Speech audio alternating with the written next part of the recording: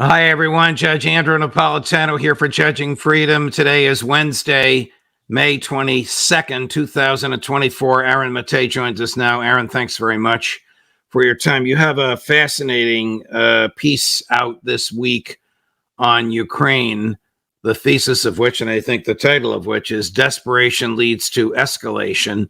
I'm going to ask you a three-part question to give you a chance to jump all over this. How desperate is Ukraine? What is the state of its government? What is the state of its military as we speak? The state of its government is that Zelensky's term has expired, but yet he's still in power, acting as the president with no prospects for an election anytime soon. The state of its military is that they're overstretched. They don't have the manpower, as has been easily and widely anticipated for a very, very long time. And now they're suffering losses. Russia has already gained more territory in its recent offensive in Kharkiv than Ukraine did throughout its months-long so-called counteroffensive last year, which took months of preparation, tens of billions of dollars in military equipment, extensive planning directly with the Pentagon. And already in just a few weeks, Russia's taken more territory than Ukraine did. So that's a good window into how things are going for Ukraine. And what is their response? It's just all they can do is plead for Ukraine intervention. Zelensky recently gave an interview to the New York Times where he basically called for a no-fly zone by NATO, which is not going to happen because that means World War III. Ukraine wants U.S. permission to use U.S. weaponry and intelligence to strike targets inside of Russia. There's talk now of NATO sending military trainers into Ukraine to expedite the process of training Ukrainian forces, because right now they have to leave the country to be trained by U.S. forces and NATO forces. So under this proposal, NATO would come to Ukraine and train people directly on the ground there to make that process faster. So every step of the way, it's always, let's turn to our proxy war sponsors for help and escalate this crisis. And that's what we've seen happen so far. There have been many times where the U.S. has ruled out a certain step only to crumble when the inevitable occurs, which is that Ukraine cannot handle the Russian onslaught. We saw that with ATACMS missiles, with tanks that the U.S. previously wouldn't send. It happens every time. So now with Ukraine asking for U.S. assistance and increased U.S. weaponry to strike inside Russia, the way things have gone so far, there's every reason to expect that permission will be granted. Have you detected from many of your sources and in all of your research even a hint of negotiation or compromise? No, that's there isn't even any back channel through Switzerland or Qatar or some out of the way foreign ministry. I mean, in fairness, if it were happening, my sources aren't good enough to know about it. So you never can rule anything out. But there's publicly, from what we can see, there's no hint at all of negotiations. That's official Ukrainian policy. They won't negotiate with Russia so long as Vladimir Putin is in power. That's a direct call for regime change, as Joe Biden called for very early in the war. Recall when he went on the European trip just about a month after Russia invaded, and he said that, for God's sake, this man cannot remain in power. Right. That was an explicit call for regime change, and that's pretty much been the policy since. For months, Blinken didn't even speak to his counterpart, Sergei Lavrov. The policy, according to the Washington Post at the time, was do not engage. It's just a farce, this idea that we can't even speak to the other nuclear power in the world as we're engaged in this catastrophic proxy war. There is some contact, I think, occasionally between military leaders just to ensure that there's not direct confrontation. But aside from that, no hint at all of diplomacy. Do Secretary Blinken and Foreign Minister Lavrov speak at all? They've interacted occasionally at international conferences. But in terms of direct talks, no, there isn't. Blinken does everything he can to avoid doing his job, which is to be a diplomat. He's a warmonger. We see that on display now in Gaza as well. Very little interest, no interest in diplomacy, every interest in warmongering. Why do you think the leaders of NATO hate Russia?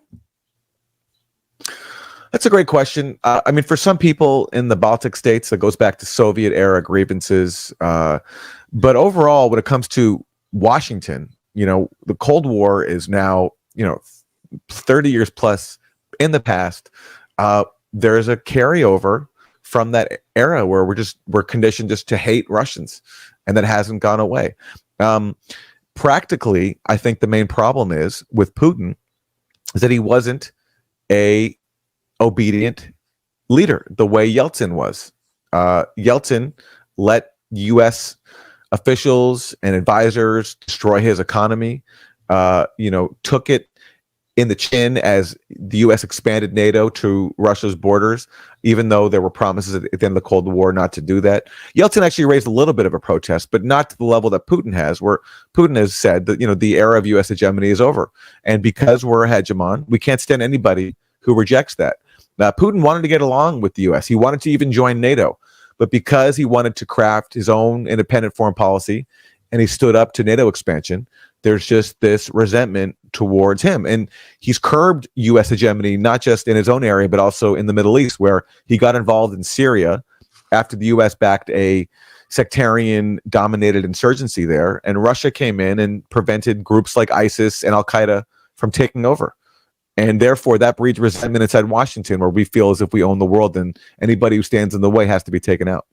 Do you expect, now I'm drilling into your article, that there will be some sort of escalation, notwithstanding the paucity of troops that Ukraine has? I guess it's about to receive some significant tranche of American ammunition and weaponry. Well, the record so far, I think, pretty convincingly establishes that every time the U.S. rules out a step that it deems as too escalatory, it ultimately changes its mind. So again, early on in the war, Jake Sullivan was saying that we're not going to send these long-range ATACMS, these long-range attack missiles to Ukraine, because that would put us on the road to World War III.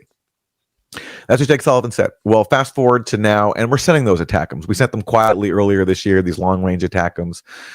And you can look at many other weapon systems and say the same thing. So given that record so far, and given the just overriding commitment to waging this proxy war, so long as U.S. neocons can tell themselves that they're bleeding Russia, which is their goal, then yes, I think there's every expectation, because there's been no political capital spent so far at all on diplomacy. There's been doubling down at every single turn. So based on that record alone, I do think we can expect more escalatory steps, especially as Ukraine loses forces, because that will make them even more desperate to turn to the advanced weapon systems that they're operating with U.S. assistance. Here's a very desperate person who believes we should be attacking Russian military bases inside Russia. I'm not even going to tell you who she is. I know who it is.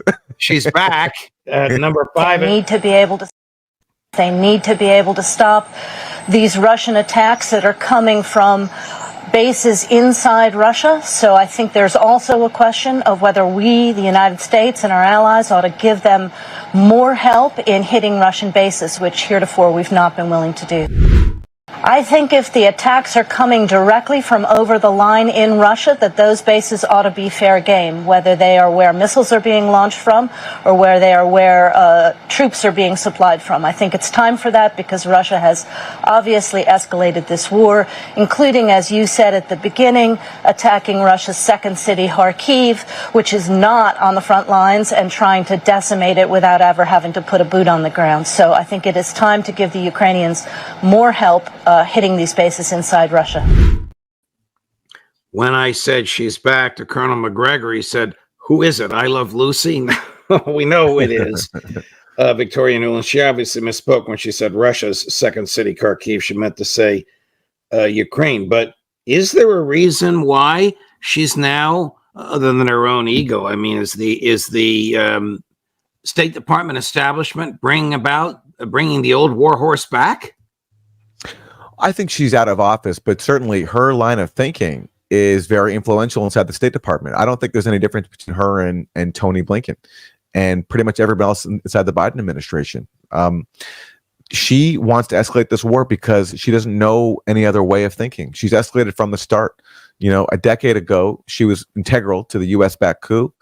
When Obama agreed to let Germany and France broker the Minsk II Accords, which was the peace accords that were supposed to end this whole thing, bring peace to Ukraine, stop the civil war between the U.S.-backed coup government and Russian-backed Eastern Ukrainian rebels, Victoria Nuland at every turn mobilized behind the scenes to undermine the Minsk Accords and to keep sending weapons, because she's just driven by this hegemonic imperative where other countries are to be used for our own goals, including in this case bleeding Russia and hopefully using that to overthrow Vladimir Putin, which is her ultimate goal. And so I do think she's influential, and I will not be surprised that the State Department and Joe Biden take her advice and permit Ukraine to start launching strikes inside of Russia. Now, I should say, does Ukraine, in my opinion, have the right to strike inside of Russia? Legally, I think they do. They're at war with Russia, so fair enough. Right. But practically, what is the result of this? Well, nobody said this better than Tony Blinken. And I know that Ray McGovern has discussed this on your show before too. Tony Blinken, when he was working for Barack Obama, who was hesitant about this proxy war that he began by backing a coup, Tony Blinken said that if you're trying to escalate with Russia, then you're playing to Russia's strength, because whatever Ukraine does, Russia can match it many times over. And that's exactly what Victoria Nuland is calling for here. Yes, even if Ukraine can use U.S. weapons to strike deeper inside Russia, Russia can do far more damage to Ukraine. And we've seen so many examples of that at every turn.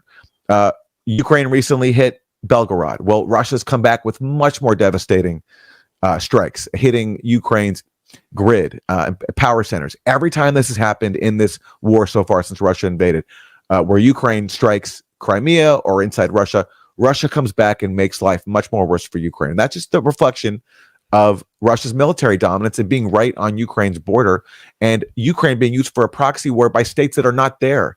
So just logistically, Russia always has the advantage. And Victoria Nuland's policy is to push Ukraine deeper down the path of national suicide.